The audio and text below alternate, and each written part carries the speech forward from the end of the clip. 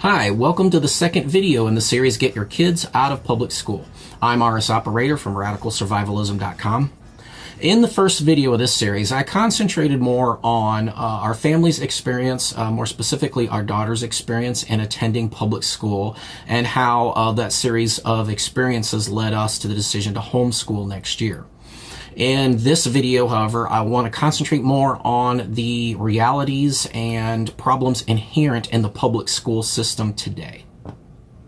One of the other factors that influenced our decision to homeschool next year had to do with some curriculum that's been created by Planned Parenthood and is playing out in the public schools now. Having the opportunity to view some of the assignments associated with that curriculum, it was made public that there's actually a workbook involved, and in that workbook there is a page that instructs students to walk themselves through a scenario where they can get from their house onto public transportation, and from public transportation get themselves to a Planned Parenthood clinic to receive services without their parents ever knowing. Some of the other details that surfaced with regard to this story, there were some Planned Parenthood officials that were quoted as saying things like, we don't want parents involved when we're providing services to children or teenagers. There's definitely been a number of quotes that have surfaced recently where Planned Parenthood managers and officials have said that they just don't want to deal with parents, and parents are obstacles when it comes to providing their services to anyone who's underage.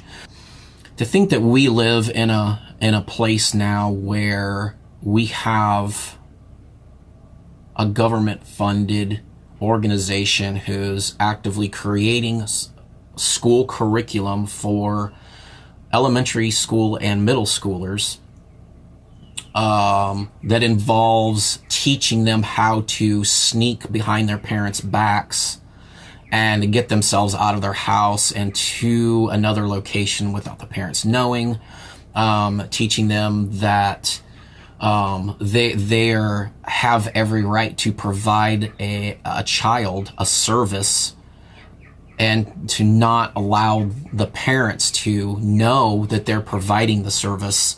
If this had happened 20 or 30 years ago, where it would have been found out that a government-funded program had managers and officials within it that were mandating that we should be able to provide services to your children without you even knowing it, I think I know based on in the household that I grew up in, if my parents were to have found out that was being done, I think that the manager of our local Planned Parenthood probably would have had to hide from my parents.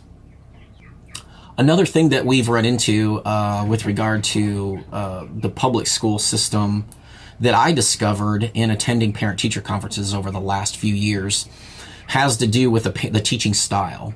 And when my wife and I were in school, the teaching style was more geared toward individual, and by that I mean that most of the time we were assigned a project, we were expected to do the work, do the research, do the writing, assemble everything, make sure it was done on time, and turn it in by ourselves, because ultimately it was about us as an individual learning stuff and retaining stuff.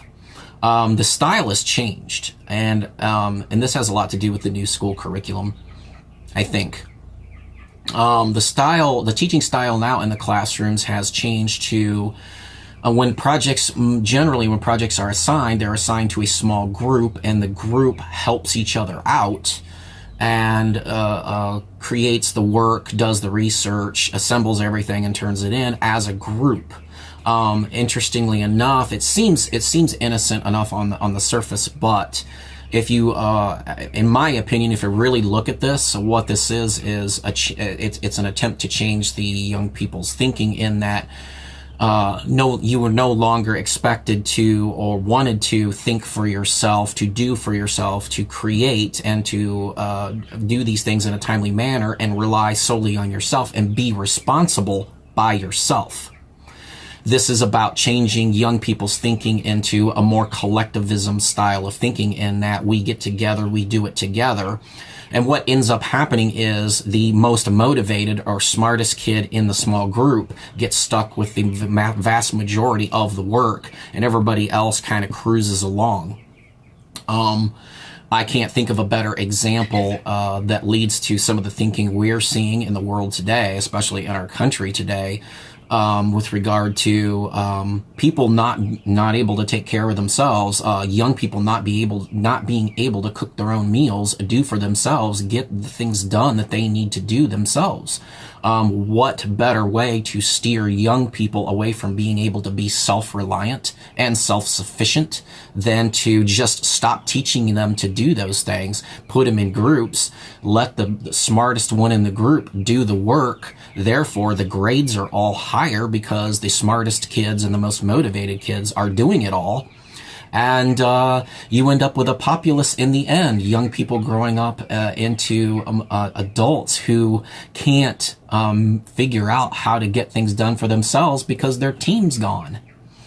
So there you have it. I think there's a lot here that I hope motivates folks out there who are serious about educating their kids. There are, in my opinion, are a lot better ways to educate kids than what we're seeing. There are a lot better environments to put your kids into than what we're seeing with regard to our public school. I think there's a very large issue of toxicity in public school. It's coming from I get it, it's coming from the kids' homes. The kids are learning it, the kids are bringing it to school and trying it on with their friends and with their classmates, and it's created a situation in the public schools that's, in my opinion, is not good for any young person. In terms of preparedness, if a family comes to me, I being involved in the preparedness game for years now, more than 5 years, if someone were to come to me and say, what can I do for my kids right now? What's the best thing I could do for them in a preparedness aspect to make their lives better, to make sure they're getting the information that they need to have to move forward in the world that we live in now? First thing I would say is get your kids out of public school. Well, that's it for this video. If you want to see some more, come to our YouTube channel. Our website is radicalsurvivalism.com. If you want to follow me on Twitter, I'm very active there. It's twitter.com/radsurvival. And don't forget, you can check out our videos and posts on Facebook too. Constructive criticism is wonderful. Constructive comments are wonderful. If you post garbage, I'm just going to delete it. We'll see you next time.